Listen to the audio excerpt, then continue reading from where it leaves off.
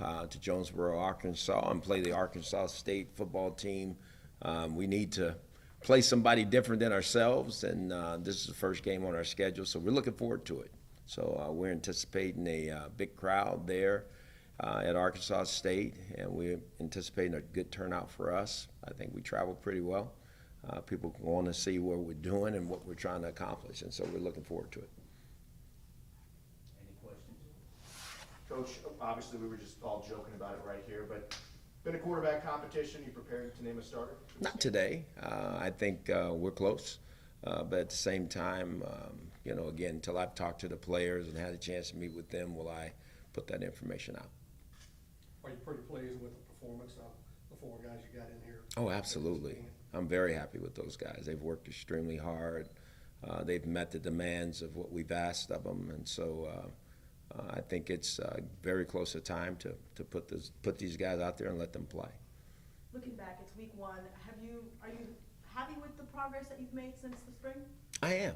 I think we've, obviously you go from spring to training camp, well, summer, I should say, where the guys have to do a lot of things themselves, and to get them in training camp, I saw a remarkable improvement. And then to get into training camp and really get your hands on them and coach them and make sure that the things that we're trying to accomplish get accomplished, I think our team has done a good job. Do you anticipate potentially playing more than one quarterback, or do you think I'm going to name a starter and that's going to be the guy that we roll with? I think that's going to be the guy, but there's always potential for things to, happen. As you know, football games, a lot of things happen. So we'll do whatever we feel we need to do to give us the best chance to win the game. Talking about the quarterbacks there and all, how much of the depth chart is set? I mean, do you have other open positions still? Or? No, we do. And until I've had a chance to talk to those particular players, I think it's unfair to put that out yet, until I've been able to sit down with our football team and tell everybody where they stand. And I think that's what we're trying to do.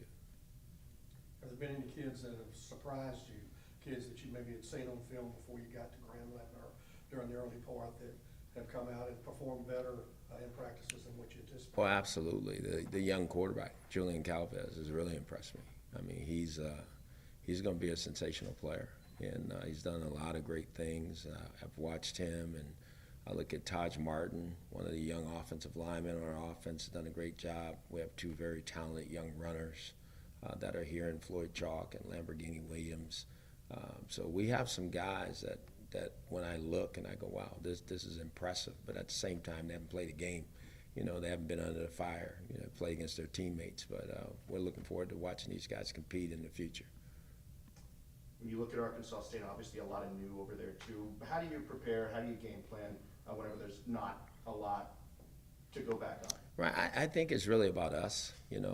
My main focus has been about our football team, making sure we do the things that we need to do to put us in the best position to win. Obviously, anything that's a negative, legal procedure, penalties, those things, we got to work against those things and make sure that in all three phases that we're ready to play offensively, defensively, and special teams. When I watch them, they're well coached. They do a great job on defense and offense, so it's going to be a big challenge, but I think we're up to it.